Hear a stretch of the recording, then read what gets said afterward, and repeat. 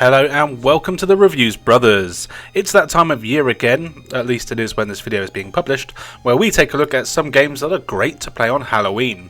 Now, I'm not saying that these games are scary, in fact none of them are really, well maybe one. But they have the spooky vibe that's perfect to bring out on Halloween when you want to do some monster mashing. What's even more exciting though is that I've had some help from some friends and viewers of the channel who have sent some of their suggestions. So I want to say a huge thank you to Beltbuckle Bill, UltraFlamz 64 and everyone's favourite librarian, Masked Keaton, for sending their sexy voices and helping me out in this video. Make sure you check out their work, links are in the description below. Now, how about I shut up, you press that subscribe button and we take a look at some games. Let's kick off with Zombie Revenge for the Dreamcast, which is perfect for Halloween. It's a spin-off from the House of the Dead light gun games, but instead of a first-person rail shooter, here you have a 3D beat-em-up like Streets of Rage, but with more guns and guts. You choose from one of 3 AMS agents, the same organisation that the heroes from the House of the Dead games are from, as you track down an evil bastard who's unleashed his monsters into your city, and they're causing all sorts of problems. Each of the characters has the usual array of stat differences, some are faster, some stronger, and some better with weapons. They all control basically the same, and you will likely find one that you prefer before too long thanks to their movesets. The gameplay takes place over a handful of levels, from streets and sewers to evil bases and warehouse. Not particularly exciting or imaginative, but that's alright. You roam the streets, which are packed with zombies and mutant looking creatures, and you have a fairly strict timer in which to clear the area and move on to the next one. You do have a gun, but this always has limited ammo, so you'll need to rely on your fists to take down zombies quite a lot. Thankfully, all 3 of the characters are pretty good at the old punchy kickery, and they have a few combos they can do.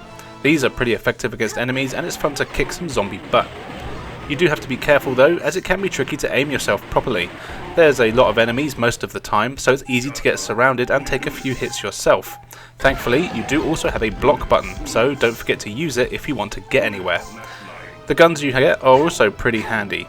Your pistol has a decent auto-aim and is best against certain enemies, especially flying ones of course. And to be fair, ammo is dropped all of the time, so you never really run out unless you're totally useless, but do be aware that you can run out of ammo here. There's also machine guns, flamethrowers, shotguns and more that you can collect. As well as this, there's melee weapons like pipes and even massive drills. They're all fun to use, especially against some of the large bosses that you'll be facing. The enemies here are all pretty cool. You can really tell this is set in the House of the Dead universe, with similar zombies and swamp monster looking things, and there's even the little Freddy Krueger looking blokes that show up. But the bosses especially are very similar, and it's cool, I really like the bosses. You get a few game modes here. There's the arcade mode where the game started out, then there's original mode which gives you a few options that mix up the gameplay a bit, which is nice to mess around in, and there's also fighting mode and training. So to be fair, you get a fair bit here. Of course, the game is also best played in 2-player co-op, which is always a nice option.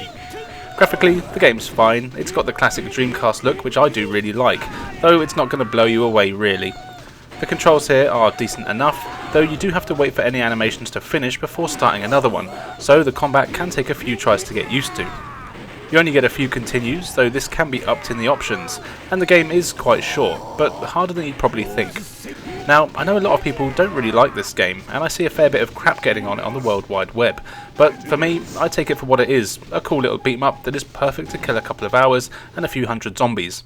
I'd say it's well worth a play, especially in spooky season.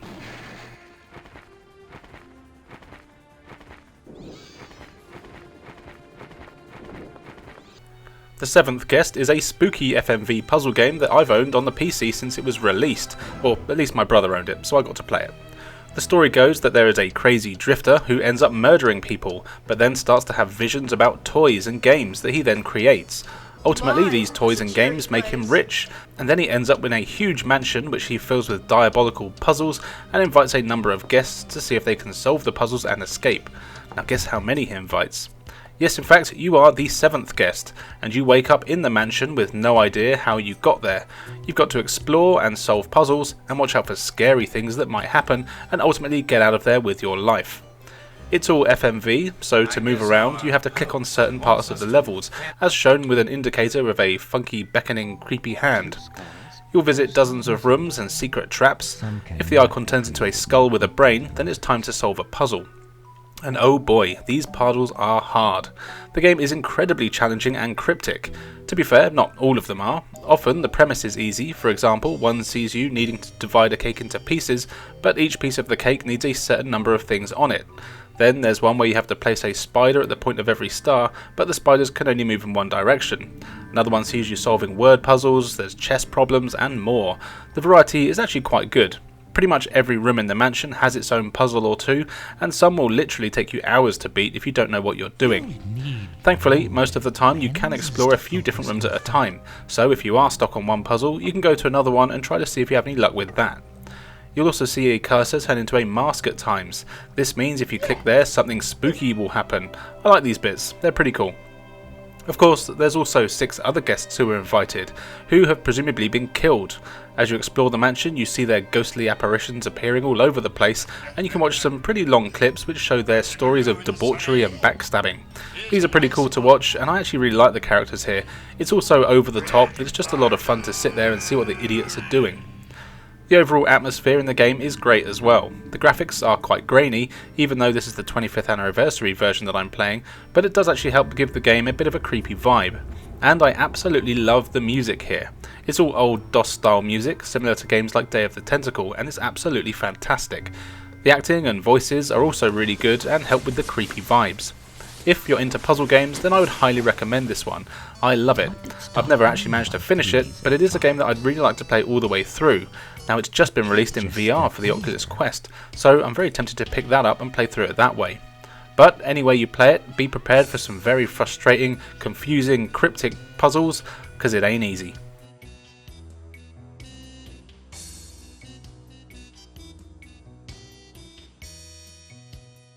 Anyway, that's enough from me now. Time to hear from Poppy the Masked Keaton. Hi everybody, Poppy the Masked Keaton here, and I just want to first off say thank you for Martin for letting me come onto your channel and talk for a minute or two about one of my favorite games. So thank you, I appreciate it, and I am here to talk about Fatal Frame 2, Crimson Butterfly. At least it was Crimson Butterfly in the States. I don't know if they called it anything different across the pond. But Fatal Frame 2, the Fatal Frame series in particular, for those who don't know, your weapon is a camera that can exorcise ghosts. But in order to do so, in order to damage them, you have to wait until they get as close as possible. So all of these creepy monsters, ghosts that are designed, you have to see in great detail. And the developers did a fantastic job of making them look creepy. In particular, the broken neck woman just its angle, it's not natural, it's got a real uncanny valley look, feel to it. But they also did a fantastic job with the setting. There's a lot of isolation to it. The music is creepy as well. But yeah, it's the gameplay where you have ghosts coming at you. You have to take their picture. You have to line up that shot. As they come closer, you just have to stand your ground as this creepy thing comes that will try to kill you, and stare it in the face and get that perfect shot to damage it. I'm also not going into much detail about the plot because that's a lot of spoilers, and it's been 20 years and I've forgotten a bit about the plot since then. But the plot is really good. It's got a nice creepy feeling. I still remember the ending. That'll stick with you. I won't go into details about that, but yeah, no, if you haven't played it yet and you're looking for a good creepy game, a good scary game, not something like one of the Resident Evils or any game where you get a powerful weapon to fight the darkness. No, in this one, it's just you and a camera, and it's creepy. You should play it. I'm running out of good words to describe it. Hopefully Martin's got some good gameplay to help sell it in the background there. Appreciate you doing that, buddy. Happy Halloween, everyone. Have a fantastic holiday, and I'll see you next year for part 3. Bye!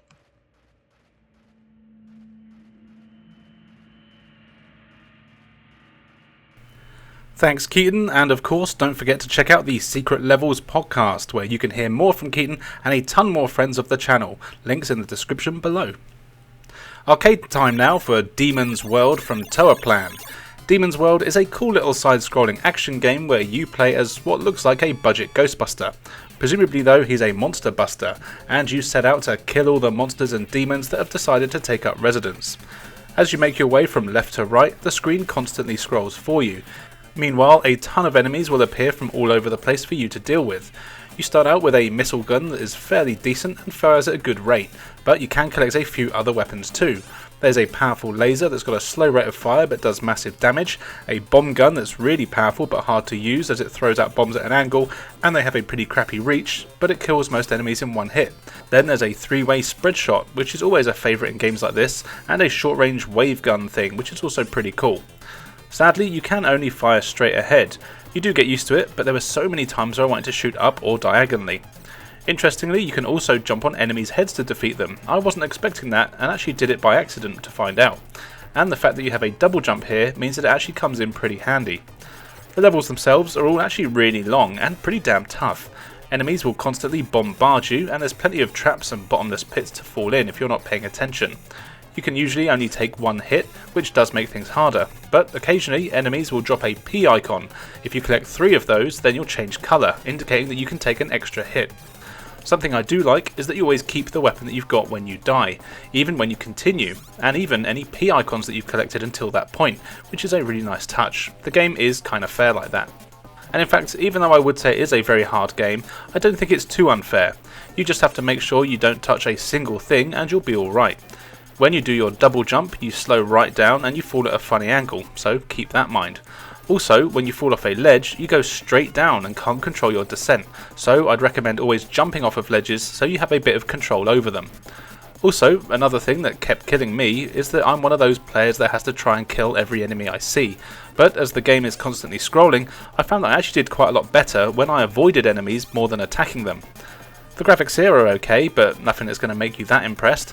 I do like the designs on a lot of the enemies with the classic monsters looks, and the bosses are pretty cool too. There's a lot of boring bats and birds, but that's to be expected in a game like this.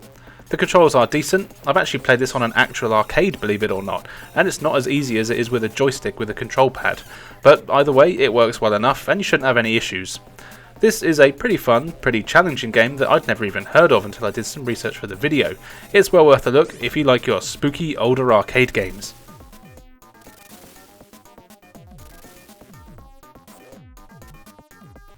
Let's stay in the arcade for Deathsmiles, another scrolling shooter.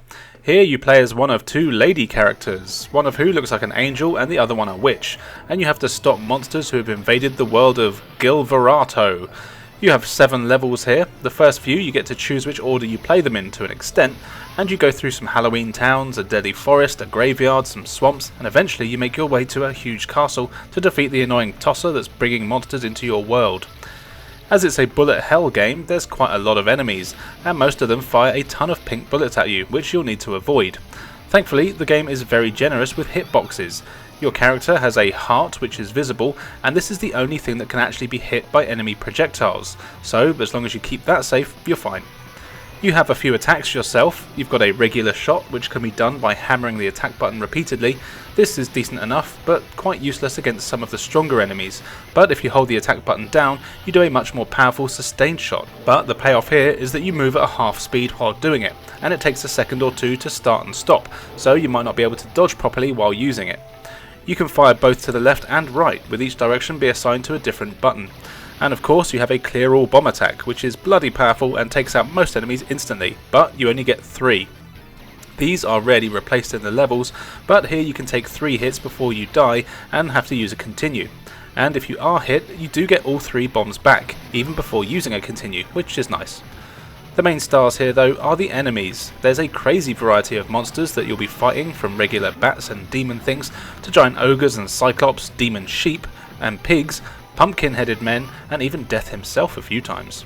I love seeing all the crazy monsters that pop up, and although some are reused between levels, most stages have a fair few monsters that only show up on their own levels, which is always nice.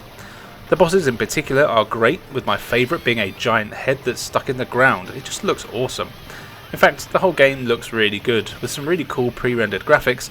The animation is very good, and everything is super smooth, including the controls. This has been released on a few consoles as well, including the PS4 and Switch, but this is the arcade version here. I believe the console versions have had some extras and unlockables included, which is cool, and this is definitely one I'd recommend to any shooter fan.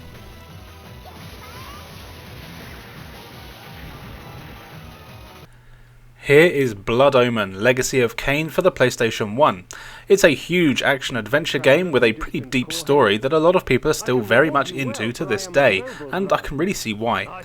You play as Kain, who at the start of the game is murdered and then turned into a vampire.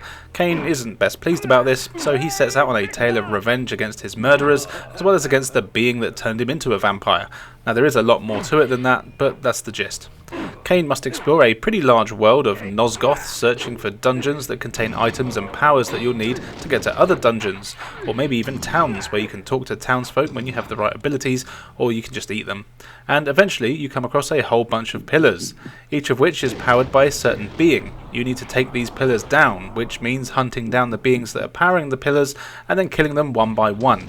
It's pretty rad. It's all played from a top-down perspective, and there's a heavy emphasis on combat and puzzle solving. As you explore, you'll meet a ton of enemies, from normal humans to skeletons, demons and other vampires, all of which need to be killed.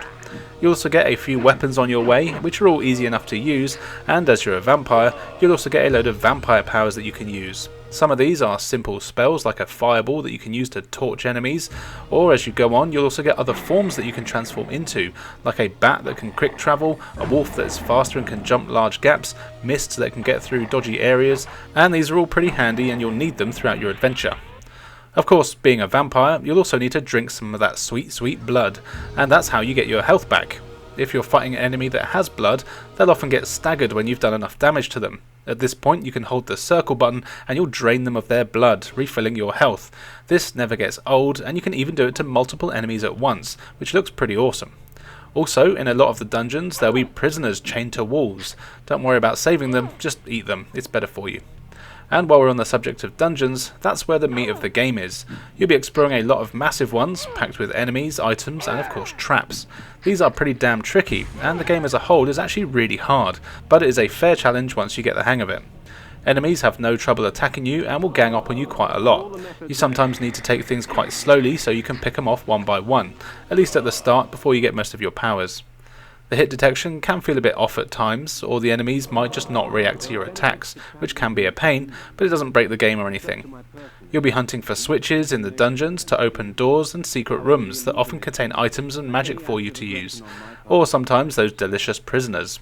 Eventually you'll fight some bosses, but the game really does take a lot of time and exploration for you to get anywhere. Be warned, there is no hand-holding here, and while you do get some hints every now and then, you'll need to explore every nook and cranny of the map if you want to get anywhere. There's also a day and night cycle.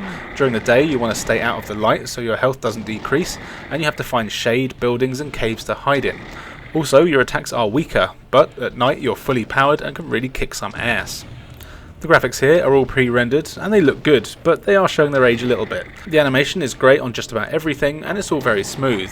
It is incredibly dark in most places though, making it hard to see what's going on, and there were times when I got attacked by enemies I literally couldn't see as it was too dark. I'm actually playing this on the PlayStation 3 here, as it's available for download, or it was back in the day, and it was still very dark. Sure, I probably could have changed some settings, but I'm very lazy, you know. The controls here are good, but can feel a bit stiff. You can't move and attack, and you do have to wait for animations to finish before doing anything else, so make sure you don't get stuck swinging your sword in the air while a villager sticks a pitchfork up your ass. The game still holds up very well though, and it's very fun to play. Kain himself is an excellent character with some really good voice acting. This is a tough game that will take a while to get through, but it's got a great atmosphere and is well worth playing.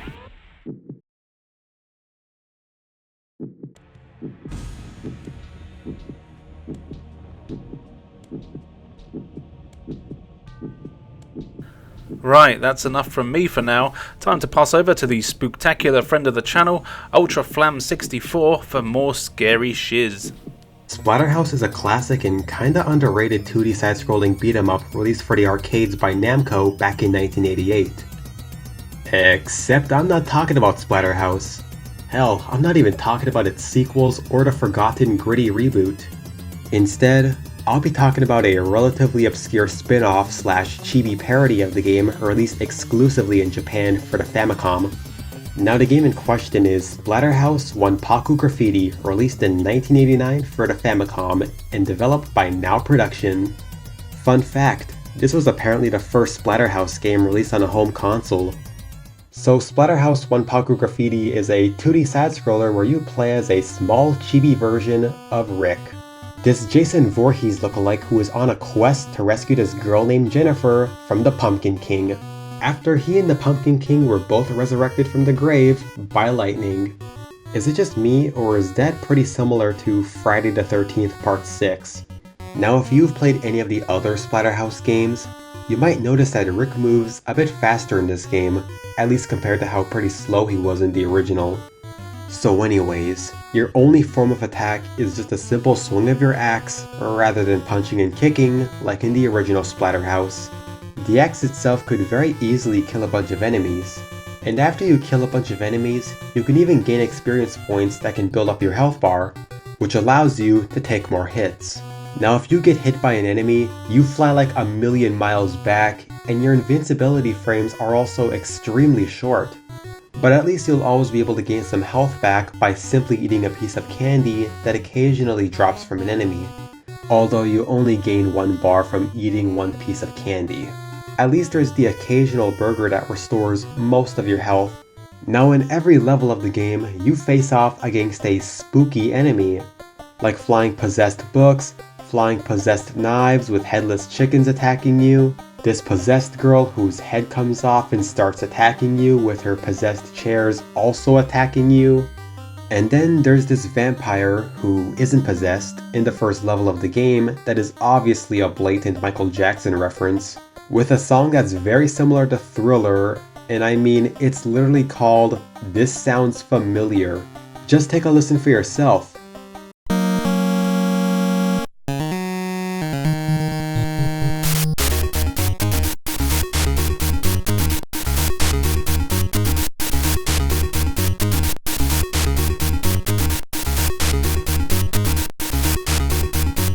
Now for the vampire fight itself, you don't even fight the vampire at all.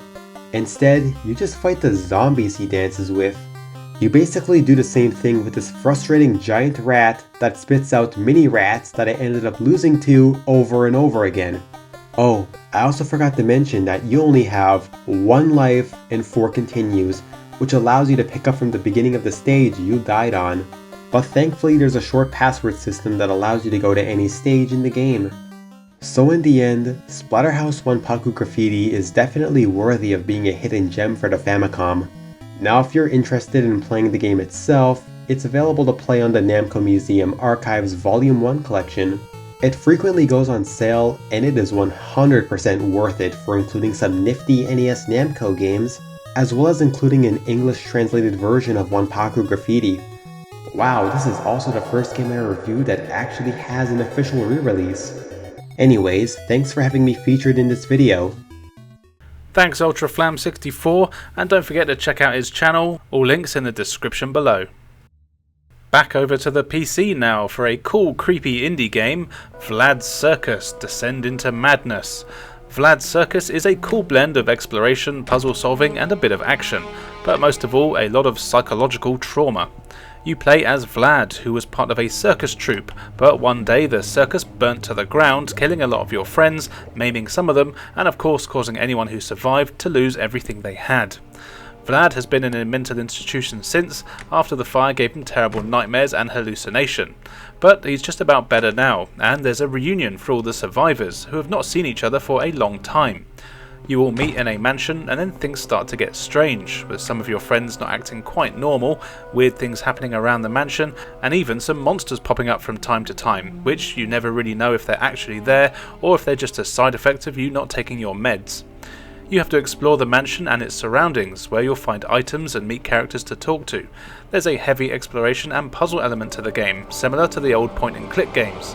You'll find and combine items to use around the place, which will let you get further into the house, fix power, make things for characters, etc.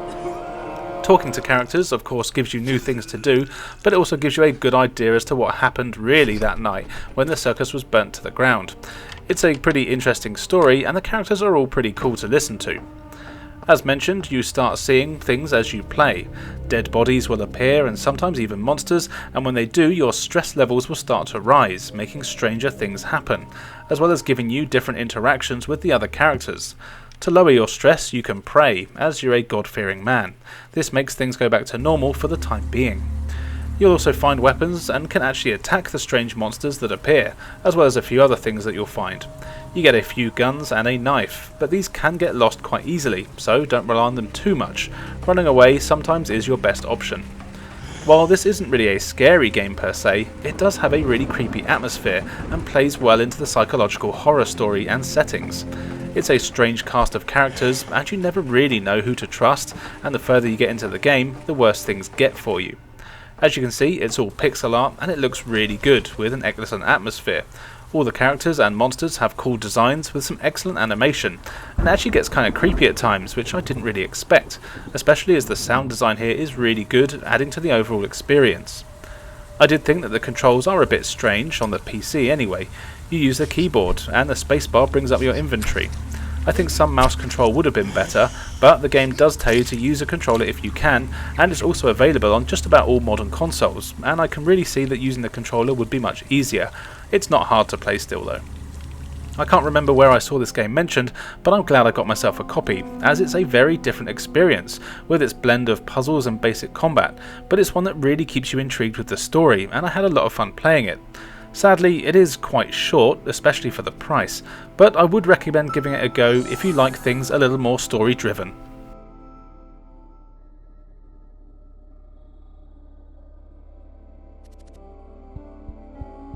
Cosmodread for the MetaQuest 2 is a really cool roguelike survival horror game in space. You take control of a space person who is sent into a spaceship that has been sending out a distress signal and seemingly run into trouble.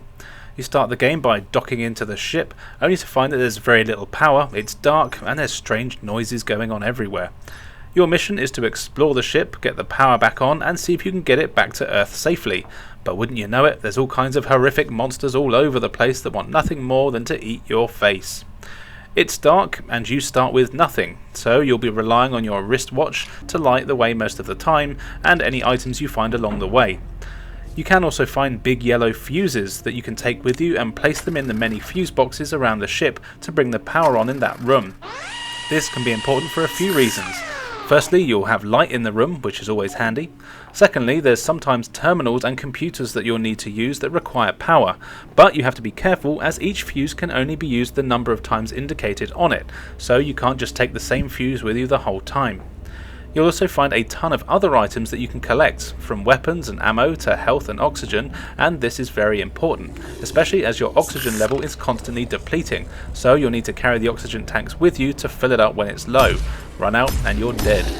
There's also generic items like food, cups, boxes, circuits and that sort of thing, and you'll need to take these with you to craft items. There's a thing called a fabricator, which lets you make things when you've found the correct blueprints. These are things like weapons, extra item slots, as you can only carry a certain number of items, ammo, health, fuses, anything really. All of these come in very handy, and once you've unlocked something, it is always available in the fabricator through each of the different playthroughs. The ship itself is quite large, and being roguelike, the layout changes every time you play it, so the game has loads of replay value. You always have objectives, which can be seen on your wrist computer, so you'll need to power things on and find keycards to get to new rooms, and this game is all about exploring. And of course, shooting gross monsters. There's a load of really cool looking monsters in the game, with new ones popping up all the time. These monsters will hunt you down, but can be killed with any of the weapons that you find. Using the weapons is easy, and you'll need to reload and cock the guns depending on what they are. You get things like crossbows, laser pistols, pulse rifles, that sort of thing. But ammo is incredibly scarce, especially at first, and you'll really need to explore and find all the blueprints you can to make your own ammo and weapons. Don't forget, you don't have to kill anything you see, and sometimes it is much better to do a runner. The monsters themselves do have a cool organic look to them, and they're kind of like a kiddie version of the Dead Space monsters if I had to compare them to anything, though that's doing them a bit of a disservice. It is strange, as some of them do look a little bit goofy, whereas others are actually quite unsettling, but there's times where the game really did actually make me jump when I'd open a door and shine my light in only for a giant gross eyeball monster to be right in front of me. And don't forget, watching a game in VR footage is not the same as playing a VR game. The two experiences are vastly different. You don't have much health here either, and the monsters will make short work of you if you're not careful. But that's kind of the point. You are meant to die, learn from your mistakes, find certain items, and then just make that little bit more progress each time. Now, it does look good. I know the Quest 2 doesn't have the best graphics, but the style here works and makes everything quite creepy. The enemies look cool, even when they die, and they stay around for a while, and you're not really sure if they're dead or not most of the time. The lighting and shadows are also excellent and really add to the experience. The controls here are very good. It's easy to open doors, shoot your weapons, and do what you need to do. As always with VR, the more space you have the better. This isn't really a game you could play sitting down, and it helps to be able to lean a bit to grab items. The inventory system was a little bit clunky for me at first, but I soon got used to having to press a button to store an item rather than just put it in my pocket, and it does actually make sense when you realise how little inventory space you really have. Overall, I really enjoy playing this game. I haven't actually managed to finish a playthrough yet, but I will definitely be coming back time and time again to do so, and I really want to find all the blueprints as there's loads of stuff left for me to unlock. This is highly recommended for VR owners. Now it's time for me to shut up again so we can hear from the one and only Beltbuckle Bill. Hello, I'm Beltbuckle Bill, and this is Sweet Home, the video game, the review. Sweet Home, the video game. Ba ba ba da ba ba ba da. Make sure you play it with a guide. Ba ba ba ba ba ba da ba. Sweet Home, the video game. Ba ba da ba ba ba ba da. Every time I didn't, my characters died. My characters died. Sweet Home is an RPG video game based on a movie by the same name released on the Famicom. The internet tells me this is the Japanese equivalent of the Nintendo Entertainment System. It was released in 1989, and the actual projects, the movie and the video game, ran at the same time. There is debate over which one came first, but I haven't seen the movie and I don't have a strong enough opinion to research any further. The plot follows 5 characters who enter a mansion looking for Namiya's fresco. Don't worry, I had to look it up too. It is a painting done rapidly in watercolour on wet plaster on a wall or ceiling so that the colours penetrate the plaster and become fixed as it dries. Simple. As they enter the mansion, Namiya appears, makes some rocks collapse on the entrance, and you have to find your way out. What follows is dungeon exploration at its frustrating best, as you travel through various rooms in the mansion and outskirts trying to escape with side quests, including finding the frescoes, which contain the clues for how to get out. The 5 characters each have their own special item, and because I'm a simpleton, I renamed them as their special item as I kept forgetting who had what. Key lets you unlock certain doors, vacuum sucks up glass that blocks your path, heal heals you, camera takes photos which reveal hidden messages, and light uses a lighter to burn things blocking your way, and light candles and things. You can change special item, but very rarely, so try not to let anyone die. More about that later. You take control of one character at a time, completely your choice, and you can explore solo, duo, or trio. Trios are better for battles, but if too many people walk over a plank, for example, it breaks, so you have to plan it out carefully. Speaking of battles, the majorities are random after a period of time passes, and others occur when you interact with the game. For example, when bats are flying around, if they land on you, then a turn-based fight ensues. I really like the battle system, not so much the frequency of battles, but the system itself is great. You can attack, use items, run, pray and call for backup. Certain items are more powerful against certain enemies, and praying also varies in damage, but calling backup is such a cool mechanic. It allows you to select another character not in the battle, and they can run and help you, if they make it on time. There are plenty of different enemies, some repeat but in different colours, and one turns upside down sometimes, but they are varied enough to keep it interesting and include hounds, skeletons, worms, the wall, and the man, who is totally not Terminator. Wink, wink. I love the music, I call it spooky gothic tempo. It changes in different rooms and during battles, so repetition isn't too much.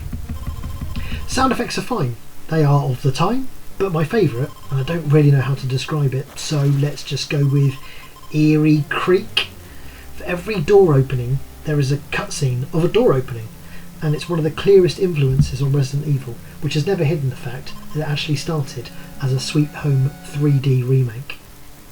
Other interesting mechanics include that when a team member dies, and they will, then they don't come back. You can play without them, but special items then need to be swapped around, and that won't be fun. Luckily you can save at any time, and it is advisable you do so. You can pick up numerous items in the game, and this is where memory and inventory management comes into play. I naively thought that I could do this game without a guide, but some puzzles are so convoluted that you'll never know really how to figure them out.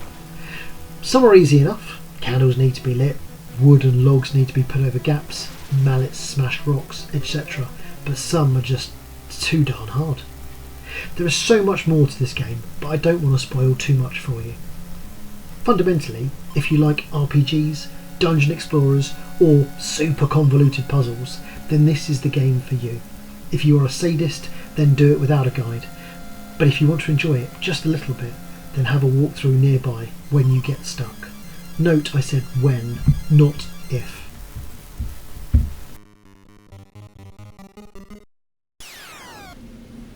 Thank you, Beltbuckle Bill, and don't forget to check the description below to see where you can find all of his shiz. And now it's time for the last game in today's video. Here is Mr. Bones for the Sega Saturn. There is a strange story here which doesn't make a whole lot of sense, but it's all tongue-in-cheek. A mad scientist bloke wants to cleanse the world by purifying it with evil. Not sure how that works, but fair enough. So all the ghosts, skeletons and so on start coming back to life. But the conveniently named Mr. Bones is pure of heart, so he doesn't get affected and has to stop the evil bastard before the evil takes over. Now, I originally thought this was just going to be a normal platform game, but actually it's kind of a minigame compilation, almost, with every level having its own sort of thing going on. Most of the levels are kind of platforming of some variety, but you've got different objectives, whether it's running around some auto-scrolling levels, avoiding enemies and pit deaths, killing a certain number of bats, bouncing around as just a skull. It's all very exciting. If you get hit, you start to lose your bones, which is cool. So you start out as a full skeleton, but end up as just a skull or a ribcage. You can collect your bones back though, so don't worry. The levels are all pretty tough though, and will take a few good tries to get through. There's also rhythm sections where you play various instruments, which are all kind of fun. It's quite confusing at first, and you aren't really told what you need to do most of the time. What is kind of annoying is that if you fail a level, you're taken back to the very start screen every single time, and you have no option to continue. Thankfully, you can just choose to start from any level that you've unlocked, so actually you don't have to start from the beginning every time. And you will likely be failing a lot, and not just because the game is tough, but because it's also got a fair bit of jank in it. The collision detection is kinda bad, and the stiff control can be a real hindrance.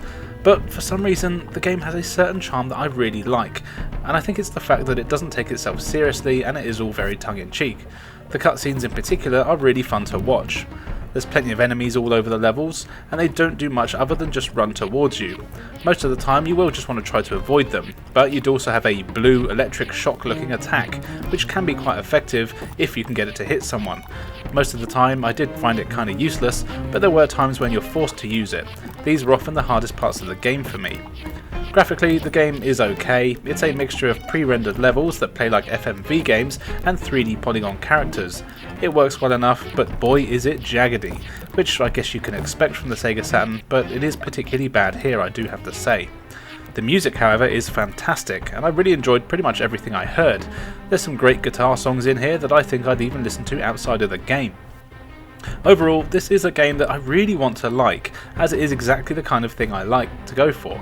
But it's just got a bit too much jank for me to fully recommend, and on top of that, it's going for crazy prices at the moment, so I'd recommend burning one to play on your Saturn and not buying it. That's what I did, but don't tell anyone.